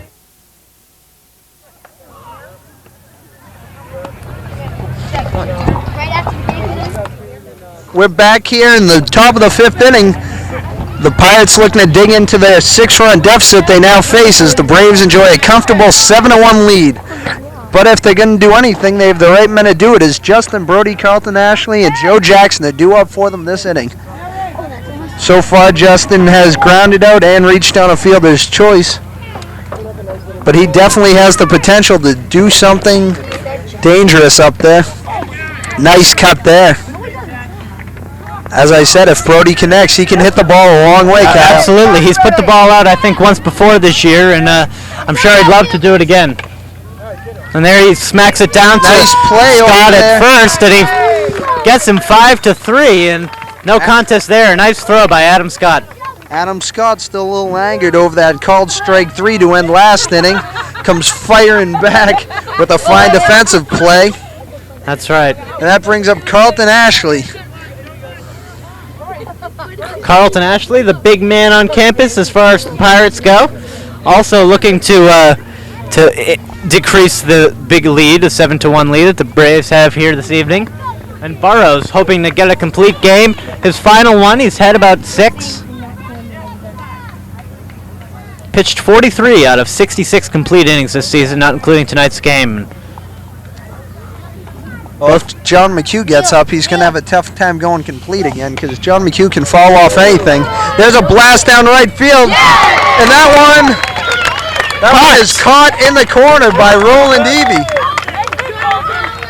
Roland Evie robs Carlton Ashley of potentially extra bases.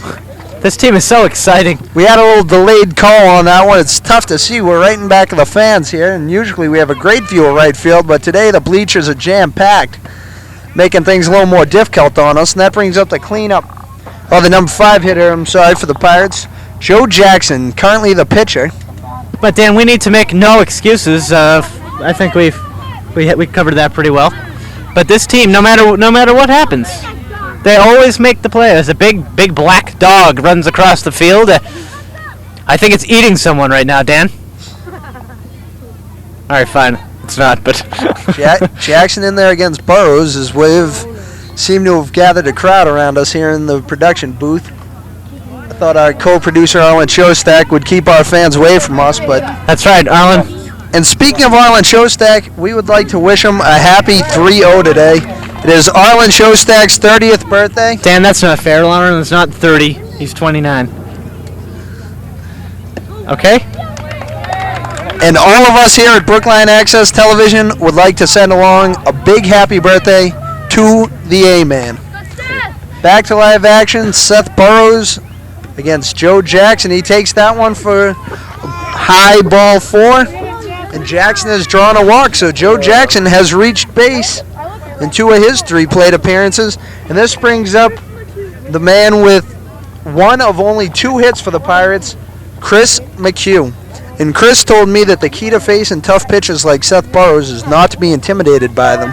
That's right, although I'm sure if you put Chris up against Sean Guilfoyle, he'd change his mind about that. Well, actually, we were just... Oh. Tough call down at first base. Guilfoyle with a snap throw down to first.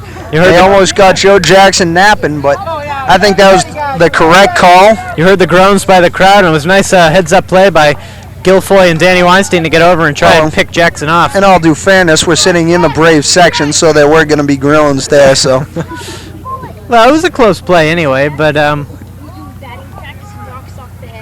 the batter for the Pirates. This has been Chris McHugh. This has been a very humid evening, and Seth Burroughs has thrown a lot of pitches. That one was strike 3, and he gets the big first baseman to put the Pirates away in the 5th.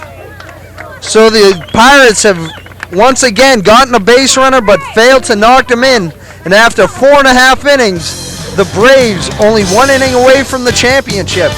They lead this one 7-1.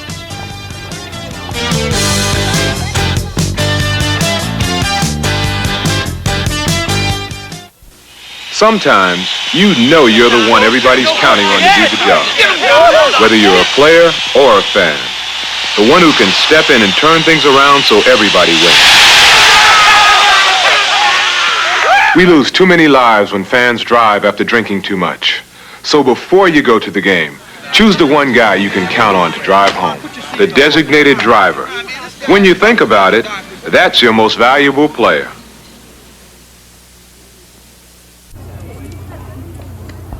We're back here in the bottom of the 5th innings. This could be the last at-bats for the Braves if they're able to hold the Pirates in the 6th. And leading things off for them is their big man, Sean Guilfoyle, who is 1 for 3 this game, but his 1 hit certainly was a big one. That's right. His brother Ryan sure to remind us that home run that he hit, towering shot. And something I just want to mention I was trying to get out last inning was that that I wouldn't be surprised if Barbara Ward pitched Burroughs, even though they've got a padding here that surely won't be disrupted, that she'll pitch Seth Burroughs the whole game because he's done it all season and she'll go with what she has. I wouldn't be surprised to see in the last inning or two make another appearance at the plate or in the field, Elise Fenton, Jerry Guthrie, all these players who've been sharing the time up for another stance as Sean Guilfoyle steps in the plate right now. There he chops one at second base, and there's nobody there. Dan, there's no second baseman out there. They had the pull on him where they had their second baseman. Let's see, their second baseman was playing left center field, and their center fielder was playing right center field, and they didn't bother using the second baseman, so Sean decided to put it right there and get a second hit of the ball game. They didn't fill in the hole, and there's a sign of a smart player who can actually put the ball on the ground when he wants to, in the place he wants to. You do that to somebody like me, and I think we'd call the infield in on you, Kyle. It's all right, There's a ground ball to Brody. It's hit very softly, and Brody didn't charge it. It hit Matt Tilden's bat a little funny, it looked like, and just didn't go scooting out like Brody had originally thought it would. Well, so he didn't charge the ball, and they had no play on either Guilfoyle at second or. It looks like the Pirates are beginning to get a tad discouraged that they realize that their season now about 5 outs away from an end, and the Braves ready for the championship. Joe Jackson facing Jerry Guthrie of the Braves. Ending a 6 out of 7 complete years. They were in the final out of the year, the last 3. Let's go, Jerry. Little base hit now, Jerry. Get the bat on the ball. But with the luck of the Pirates, it's never over, Kyle. That's true, Dan. You say 6 out of 7, and I was a member, as I say, of those first 2 teams that won it. I was also a member of the 1 team that didn't win it, may I add. But who'd you lose to, the Orioles? We lost to the Orioles, but we made it to the finals. That's absolutely fabulous, Dan. I have to hand it to you. And that's why I probably didn't win the Herb Silverman, because I think I had 6 home runs when I was 12. Did and I still brag about them. And Sean Guilfoyle has 18 this year, and he doesn't brag about them at all. So that's what separates The Herb Silverman winners from the Trash Talkers. Wow, Jackson. Like myself. I don't know if you ever see his wind-up and delivery, but just a complete over-the-ear roundhouse right into the pitch, and that one was apparently too high, and Guthrie on first base. Just saw us for a minute there. Did you? A special little treat to the fans. Show us again. The Braves are pretty lucky. Both their Bat Boys' older brothers have won the Herb Silverman Award. As you just mentioned, Sean Fay won it. There we are, David. My year. Seeing our screen, all There's the Ryan fans. Guilfoyle. There he is. Ryan, would you like to come over here and say hi to your mom? Also, while you're catering to our camera needs, there's a banner on the front row here that former Pirate Carlton Ashley's holding up. Or Brave? Is he Brave or Pirate? Courtney Valentine is holding up. Can we get a picture of that 20-0 banner? Joe Jackson fires out Burrows, and the Pirates have their first out of the inning. That's going to bring There it is, 20-0. They carried that down their parade trail this year at the Founders Day celebration, Sunday, June 13th, I should say. And my parents' anniversary. I cared. You want to know how much I cared, Dan? Go tell Gino that you didn't All right, care. fine, okay, I care. buddy? Mr. and Mrs. Kelly, happy anniversary. We'll see what happens. Roland Evie, the batter, he got a single in his last at bat on a hit out to right field, and he made a fabulous play in right field. As there, Ashley tried to gun Guilfoyle out at third base, and I think all three runners are going to come around to score. But wait, now the ball got past the fence, and when that happens, you're only allowed to advance 2 bases. So Guilfoyle will score, Tilden will score, but Jerry Guthrie will be held up at third base, and that's going to make the score. That's going to make the score 9-1 Braves. There was no holding Jerry Guthrie here on third base had it not been for that rule.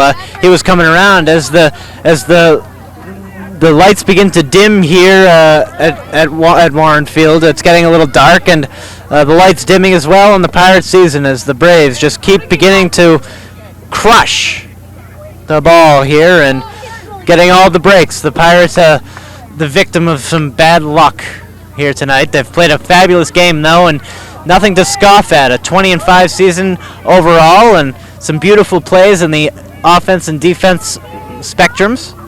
There you see Joe Jackson breathing on his hand a little. He might be using the spitball. I think he is using the spitball, and I have a confession that I saw Seth Burrows scuffing the ball earlier. So, of course, we're all just joking. That's right. Only Danny Kelly would scuff a ball at Brookline Youth Baseball. Back to live action, Kyle. Kyle, I threw so fast they couldn't even see the ball. No one would have known if it was scuffed or not. The only thing we have to not hope for now is rain. That would stink. I think I felt a drop. Yeah, knock on wood, as Arnold Shostak's been counting his blessings here today. The first Brookline Youth Baseball truck shoot ever, and this has been a fairly smooth production, I think, and hands to you, Chuck Simmons, co-producer, and Owen Shostak, everybody in the truck, Rob, our engineer, and Julie Baldessari, Judy Diamond down on the camera. I think that's camera 2 in center field. I don't know. There she is, waving to us. Good to know someone listens to us. And they're starting the chop here. And there's going to be a throw down to second base that gets over Justin Brody's head. Wow. And that's going to enable Guthrie to come in and score. A couple of careless plays in the infield has just allowed the Braves to score a few runs. And now Carlton Ashley didn't have the same zip on that throw that we're used to seeing out of him. And I think that they know now the score now actually is 10-1.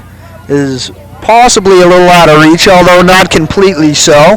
But these two teams so amazing this year, 43-5 combined, better than any two-team combination in the whole Major League action. Major A system. That's right, the Major A system. Nicely put. All the stars are out tonight. Is we get Matt Quinn of the Dodgers just over to our left here. Hey, Matt, how are you? I personally enjoy Matt. There's glad, another Dan. pitch that got by him. There he is. Evie moves on to third. Matt Quinn, a Dodger. There's Matt, whose Dodger squad was eliminated from the tournament to no fault of his own, I'm So sure. who are you taking here tonight, Matt? I got the Braves. Yeah? Oh, call that one a strike on the outside corner. Matt waits until the bottom of the 5th inning to make his prediction on the ball game as the Braves hold a 9-run lead, but that's okay. And Guthrie squirts one that gets under the glove of Chris McHugh. Johnny McHugh fires it back in, and that drives in Roland Evie for the 11th run of the ball game. The Braves just getting all the breaks here. Chris McHugh placed his glove in a fine location, and what happened was the ball just crawled right under it. They can't seem to get this final out that will this final out that will end this game, this inning. That ball just squirts under the foot of Brendan Ward, who in his final Little League plate appearance would like to get a hit, not be hit, I'm sure. I'm sure. And now the Braves rowdy and the Pirates just sitting on the bench. There's a throw down to second, and there's an out. Nice play by Glenn Lemachev. Yeah, that was very nice. Who dove to get Danny Canamori, and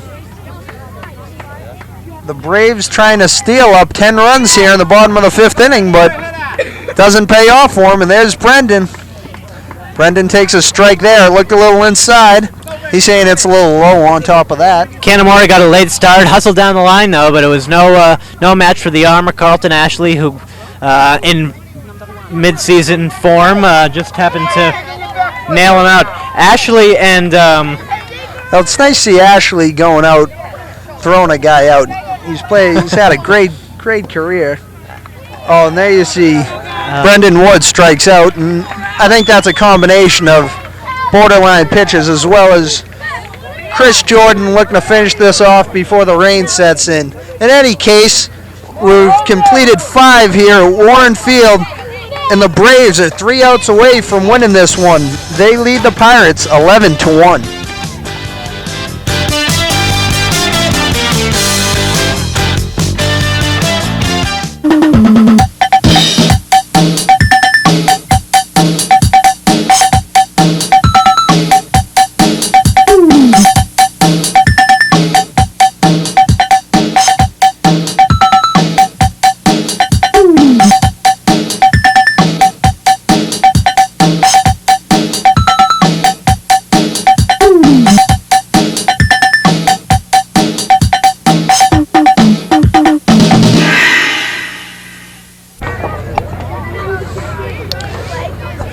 Bottom of the 6th inning, the Braves 3 outs away from the championship. They lead the Pirates 11-1, and they got the right man on the hill to do the job, Seth Burrows. Top of the 6th inning. A foul back ball there by the batter is Alex Cohen, the third baseman, and he takes one there, and it really got dark quickly here. Yeah, it sure did. And of course, there are no lights. I think since I was a little boy, they've been trying to put in lights in this field and realign the position of the as opposed to now when you're a grown man, I suppose, Kyle. Well, Danny, now I'm just I have no comment. Seth Burrows, but a nice hit by Cohen. Burrows handles it and throws on to Weinstein. And what a presence Seth Burrows has on the mound to pump a strike, regroup himself in time to make the play, and then relax himself and not rush the throw. Gets it onto Weinstein. One down, 2 outs away from the championship. Yeah, you hear the cheers and 2 outs away. Seth Burrows, a complete game to win the championship. Johnny McHugh, and Burrows handles that one as well. A little pitch underhand to Weinstein, and then 1 out away from the championship. He could do it. You see all the Braves players all excited and jumping around. They're saying goodbye in a sportsman-like fashion, and Seth Burrows would love to get this batter out. A 1-2-3 final inning to win the championship of Brookline Youth Baseball for the 1993 summer. C.J. Manning, the batter for the Pirates, takes one inside there.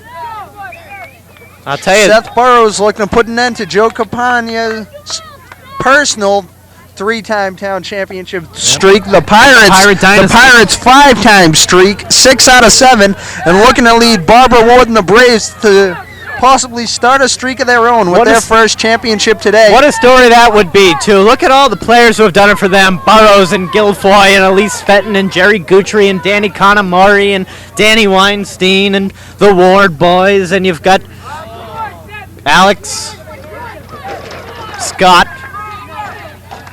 Just everybody's been fabulous. Every player's done well. The pitch to Manning. It's taken strike 3, and the Braves have won the championship.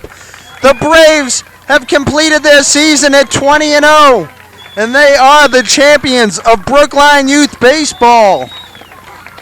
There you see Elise Fenton, all the crew, and this is a nice moment for the kids. Absolutely a nice moment, and there you see the seltzer bottles being thrown and the Gatorade water and Sean Guilfoyle in the middle of the screen, and things are getting a little hectic here as the Braves are beyond excitement as we're going to have presentations of awards to the championship teams and the runners-up. Both teams are going to line up for the traditional goodwill handshakes. What a great game by both teams. Nice to know that even though they fought to the bitter end of the championship, they're all set to shake hands in good sportsmanship. And this is what Brookline Youth Baseball is about. You hear the crowd excited. Oh, here are the seltzer bottles. Says all the makings of a professional championship, Dan. I hope none of them come my way. Here they go. James Ward, father of Brendan and James. That's Joseph Ward. Joseph Ward. There you see excited. There you see the back of the banner. Love to get a shot of all the water being thrown at Barbara Ward and Sean Guilfoyle and Elise Fenton. Look at all these players and brothers and sisters getting wet. Everybody just enjoying it. This could break out into mass murder as we're getting wet here. There you see it. Congratulations to the Braves, Brookline Youth Baseball champions for 1993. 24-0 on the season, and everybody's got one of those seltzer bottles. It looks like they'd planned on winning, Dan. I'll tell you. We even have the team's mascot right next to us. The dog's getting a little wet, and I'm going to close up my notebook. What an exciting scene you have here. Bedlam is absolutely broken loose, and congratulations to the 24-0 Braves, and it doesn't matter what's wet anymore. Once again, the Braves have won the championship by an 11-1 score over the Pirates. We'll be back in a moment to wrap things up with our championship game MVP.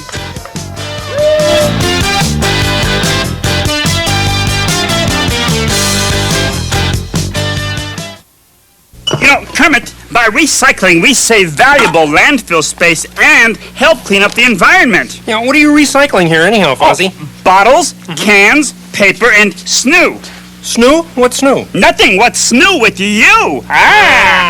To find out how you can help clean up the environment, write to Make a Difference, National Wildlife Federation, Washington, D.C. 20036. Even that snoo joke was recycled.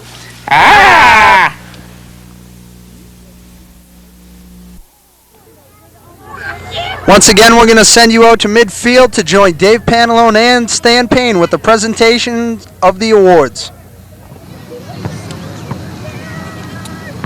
Okay, your attention, please.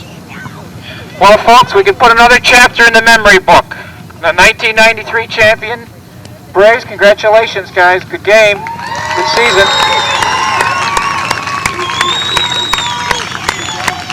We want to hand out the trophies now. And I want the Pirates to come on out here. I want Joe Campagna and Tom Weaver, the coaches of the Pirates, to come on out here.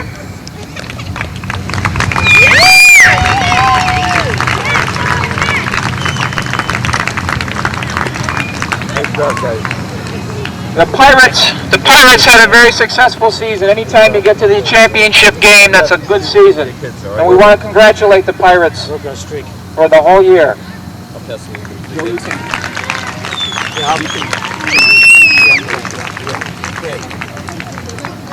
Congratulations to the Braves. Great season and a super game tonight. Really deserve to win it. Best team in the league this year, no doubt about it. Very proud of you guys over here on the right, though. Won 20 ball games, and a lot of people didn't think you'd be here tonight. Wish it was a little more competitive game, but very happy with the season. You guys played great. Two good teams. I'd like to give out the trophies now for the Pirates. Starting with the 11-year-old, John McHugh.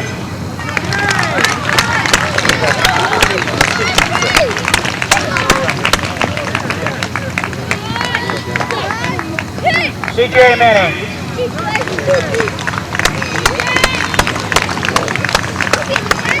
They line up the first base like you've seen on TV.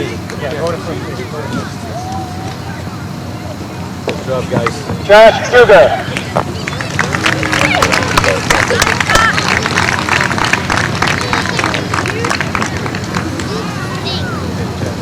Alice Cohen.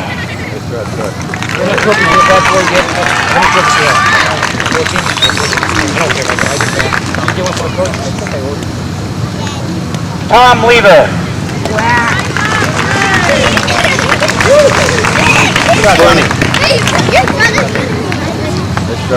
And 12-year-old. Matt Bell.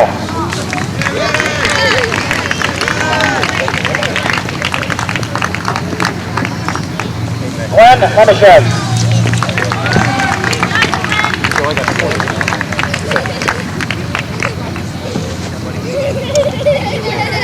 Chris McHugh.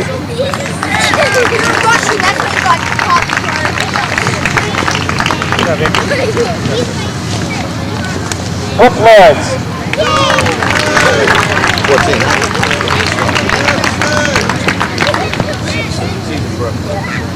Justin Brady.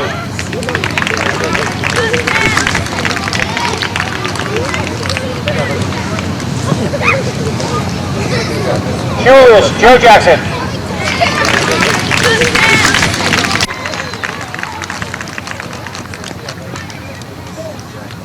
And one of the best players I've ever coached, 3 years. He did it when he was 10, he did it when he was 11, and I'm sorry to see his career come to a close. Carlton Ashley. You got one for himself. And that boy, Cam Merrill.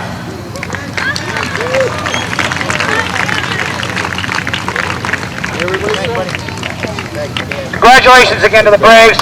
Good luck. Thank you. Okay, thanks. Yeah, West Phoenix is in the air. West Phoenix is in the air. I don't know. Thanks. Thanks. Let's take it. I'll take this out of the way. So, thanks, guys. All right, guys, come on over. Guys, want to stay there while the Braves get theirs? Come on over, guys. Good job, Pirates. Good job. The bench guys really good.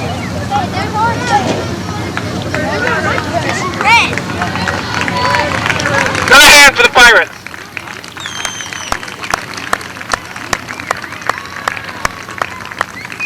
Sports, guys. Okay, Braves. What is it? 24? 24-0.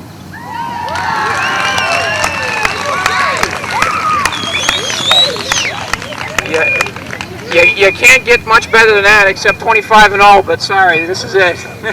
A good season. I know you guys waited a long time for this. That's perfection. Congratulations. Barbara, come on out. Jerry Tilden. Jerry? Where's Jerry? Jerry, come on out.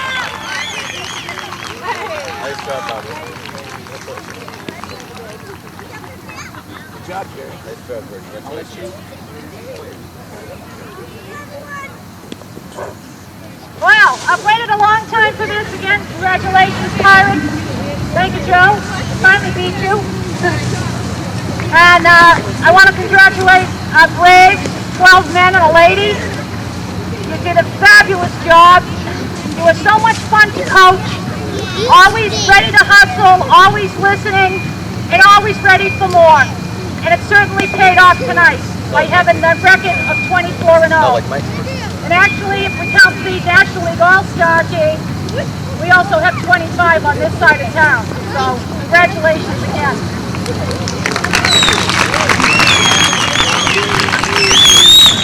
I also want to say thank you to a wonderful group of parents. Without your help and support, getting your players, your sons and daughters, to each practice and each game, I know there were a lot of sacrifices made in the household. And I thank you very much for cooperating with me and helping to make this team a championship team. I'd like to call up each player individually, and I think I'll take it right down the line here. Starting with, I don't have my glasses on, I can't see. Okay. Jerry's going to help me out. Freddie Adinas, the 12-year-old. Congratulations, Fred. Nice job. Stay right here, Fred. What happened to the first base side? Right over here. Okay. Nice job. Danny Connemari, our shortstop. Freddie was our first baseman. Danny will be back next year. Next, a young rookie, 11 years old, our right fielder, who made so many spectacular catches in the playoff games, Roland Evie. Roland, congratulations. Good job, Roland. Nice job. Next, our all-star catcher, our National League Award winner of the Silverman Award. I can't say enough about Sean Guilfoyle. Congratulations, Sean.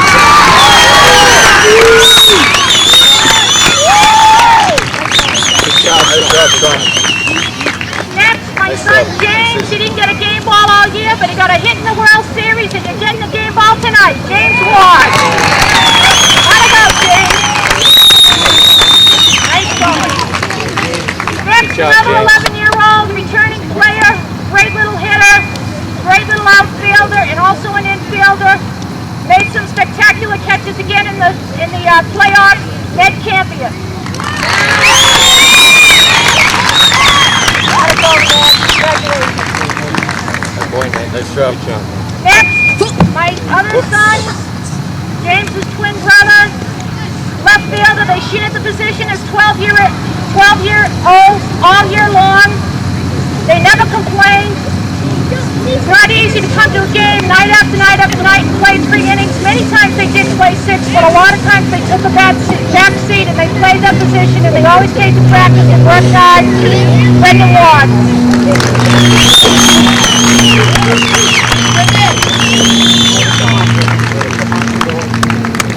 Nice job. The lady of our team, the magic lady, I think she made everything click.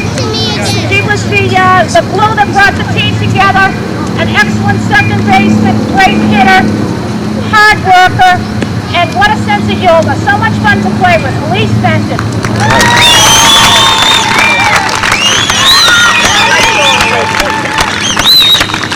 Congratulations. Next, another 11-year-old. I'll be expecting a lot out of you next year. I got a lot out of you this year, but I'm looking forward to even more. Adam Scott. Great job, Adam. Nice job, Adam. Another 12-year-old, gave us a wonderful season, came out of nowhere as our third pitcher. He was tremendous, saved many games for us, Jerry Goldtree. Nice job, Jerry. Congratulations. Nice job, Jerry. Another 12-year-old who I've had for 3 years. I drafted him as a 10-year-old. He's a true winner, hard worker. And continue with your skating, Daniel, because you are a champ. Daniel Weinstein. Nice job, Dan. Good job, Dan. You want to call up your own son? Okay. Next, Jerry's son, Matt Tilden, another 10-year-old that I drafted. We've coached him for 3 years. Always gave us 100%. He's a pitcher. He's an infielder. He was our catcher. He was the only one that could catch Sean Guilfoyle's fastballs. You did a fabulous job this year, Matt, and what a wonderful bat you came up with. Congratulations, Matt Tilden. Good job, Matt. Excellent. You're a winner. Congratulations, Matt. And I'd have to say our other biggest star, it's hard when you have so many stars on the team, and every one of them are, otherwise he wouldn't be 24-0, but the winningest pitcher in the league, in the town, and I think he could go anywhere. I think we're going to see, even look for the Red Sox. They need you, Seth. Congratulations. Seth Burrows, another winner. Gotta go. Great job. And our 2 bad boys who were terrific, always willing to help. Every once in a while they'd say, Barbara, can I take a break? They were terrific. I want Michael Fay.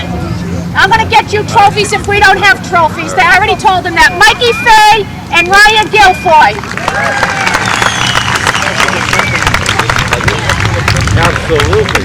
Also, I want to thank my husband, Joe, who's been a big part of this team. He's been great and very great work with the boys.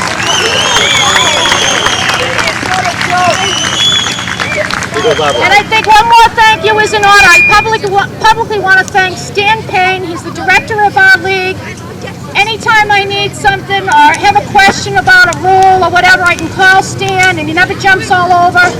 He's always willing to give advice, and it's usually very, very good. Stan, thank you so much. I appreciate it.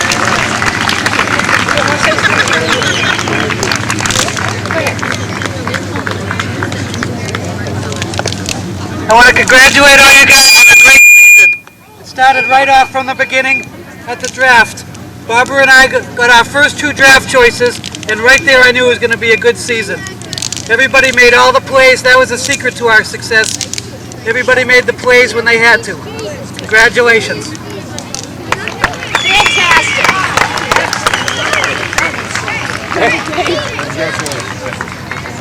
It's unbelievable. It's unbelievable. Thanks, Okay, I'm gonna folks, get thank some you very much.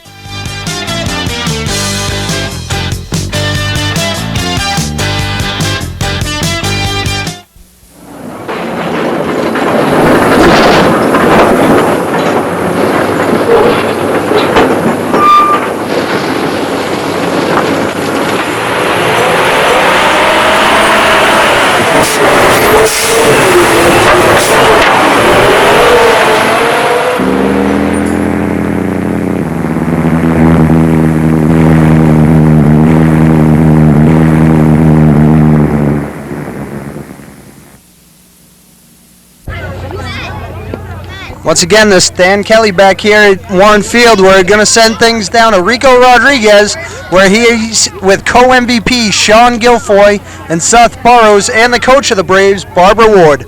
Rico?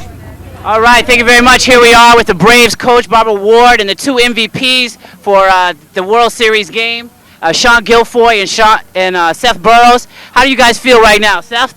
I feel great. I mean, we just won the World Series. I wasn't really expecting to go all the way undefeated, but it happened, and I'm very happy about it. All right, a lot of the undefeated season definitely had to do with Seth Burrows and his undefeated season, 11-0, and 12-0 counting this game. Barbara, how do you feel about the season? Fabulous. Fantastic. When the season started, what do you think what's the difference between having a 24-0? Anyone can win at any time here in Little League, but you guys managed to go undefeated. What do you think was the big difference? Every game that we had that were close. A lot of teams, we had quite a number of runs on them, and we knew that we could beat them. Then there were a few games that the game was on the line. We won in the bottom of the 6th inning, or came up in the top of the 6th inning, got the run or 2 that we needed to win it, and that's when I saw that there was magic to this team. When we got to 16-0, I said to the kids, I said, this is it. Now we're going for the whole ball of wax. Before that, we just took one game at a time. Everyone came to play. Everyone got along with each other.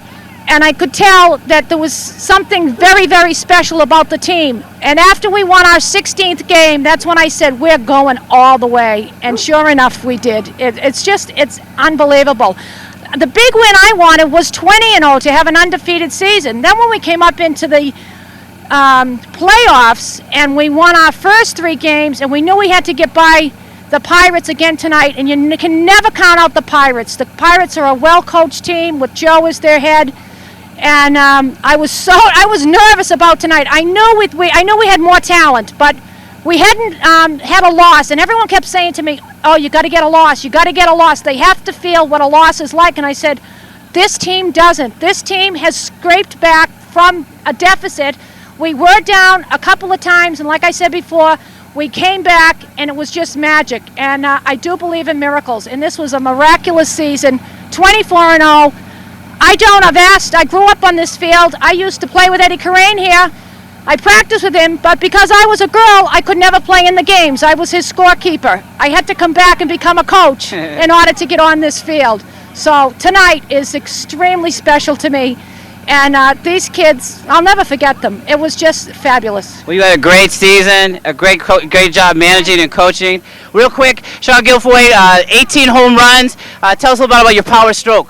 Well, I was working on my inside because I thought they were going to throw inside to me the whole season, but then they started throwing outside to me, so then Barbara just kept on pitching outside balls in practices. Well, there you go. This is the world champions here for Brookline Youth Baseball, and we take it now back to you, Dan. Thank you, Rico. Thank you, Sean and Seth, and thank you once again, Mrs. Ward.